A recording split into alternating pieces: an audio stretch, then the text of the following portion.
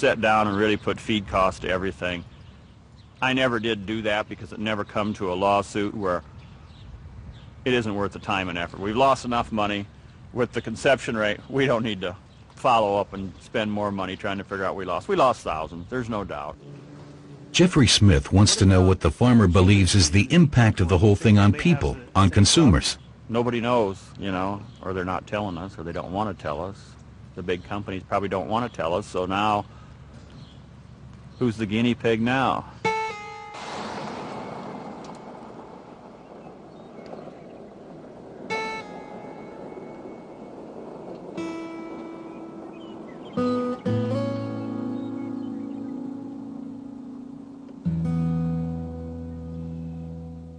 When you insert a gene, the DNA can rearrange, can delete genes, turn them on permanently, turn them off, can create mutations up and down the genome, and these can create unpredicted allergies or toxins or new diseases or nutritional problems. And in fact, Kirk Azevedo, a former Monsanto sales manager, recalls a discussion with a scientist working for the corporation on the subject of completely new protein patterns that appeared in a field test of genetically modified cotton.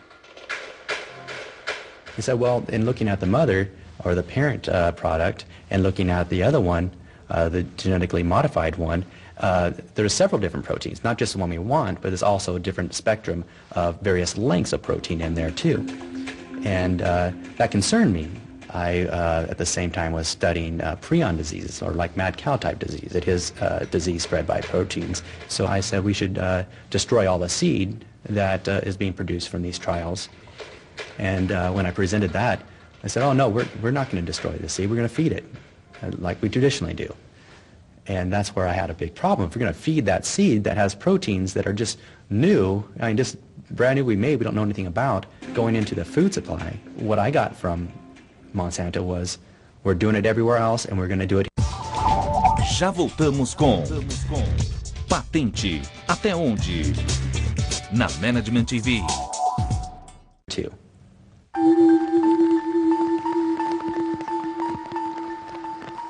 Imagine is the advertising slogan chosen by the biotech corporation. Imagine that the food Monsanto wants to supply to the world is not safe. What happens then? As a young manager, Azevedo, who brought a great deal of idealism to his job, was rapidly informed of the key corporate goals. Coming to St. Louis and talking about these ideals, I was pulled aside by one of the vice presidents, and he said, we're not necessarily about all these good things, reducing waste and feeding the world, we're about making money.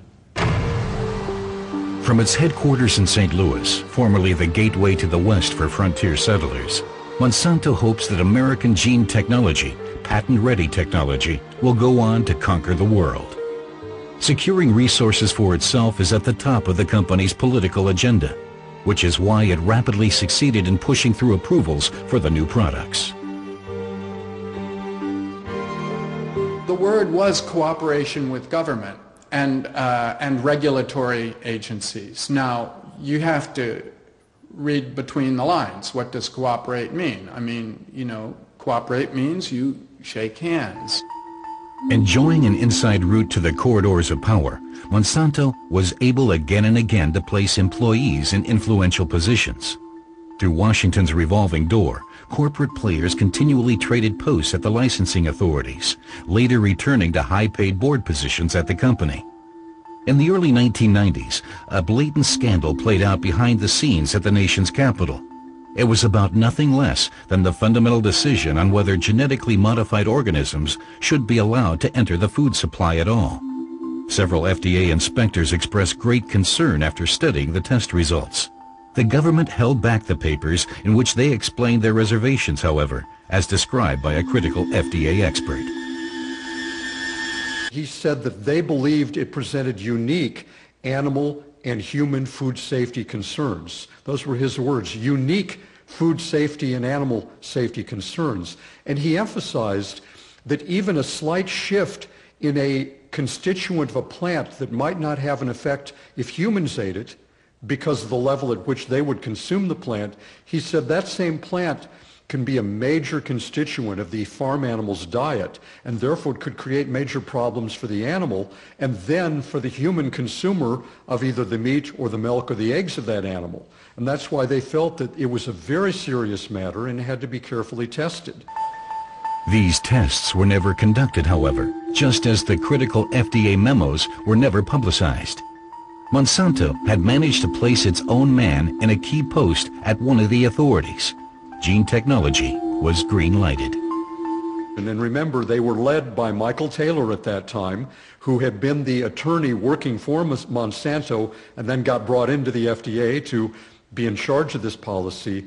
If the FDA administrators had not determined to cover up what their scientists said, to keep it from public view, and instead to say something opposite of what their own scientists said.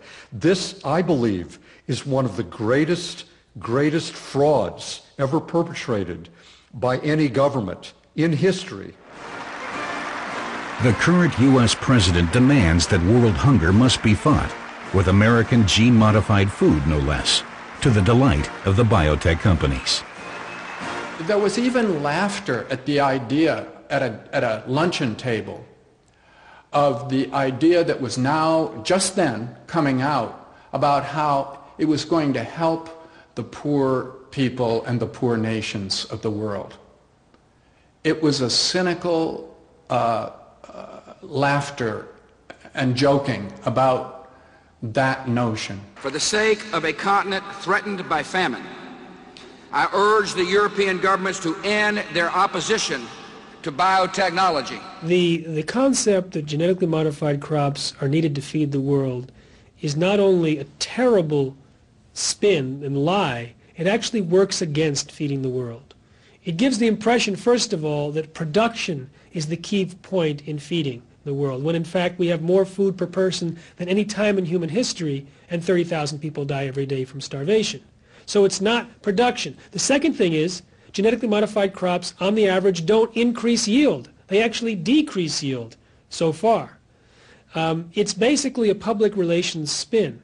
And it sort of creates this moral dilemma for those who are against the technology to feel, well, how can I be against the technology if it'll help starving people? UN Special Correspondent John Ziegler recalls the resistance to gene technology at the highest political levels.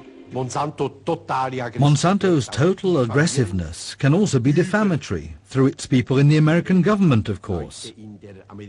I experienced this myself. The American ambassador attacked me viciously before the General Assembly in New York in November, berating me and saying I was responsible for people in Zambia dying of starvation. Ziegler had dared to criticize Monsanto for wanting to import genetically modified seed into the African country under the pretense of delivering aid supplies, despite legislation there forbidding it. 75% of the population, in particular in Black Africa, lives in poverty.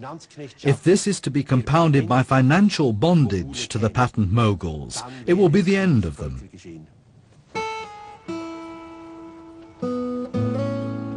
In the USA, pig breeders like Jerry Roseman have other problems. Environmental activist Jeffrey Smith wants to help them because Roseman has lost his entire operation. He thinks it has something to do with the feed. For years, he fed his animals only genetically modified corn. The females, the pigs, ultimately we had three outcomes. They were either sterile, they were in the true false pseudo-pregnancies, or they delivered a bag of water. And either way, there was zero output and 100% expenses going into these animals. So what was the upshot of all these problems? The end result here was that I could not incur the debt anymore. I couldn't pay back. We lost right at $1 million with this thing.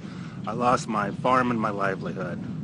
The former pig farmer says that his attempts to have the genetically modified feed tested were blocked by massive opposition. I was totally appalled at the treatment that I received from the USDA, the EPA, and the FDA at the national levels and at the state level.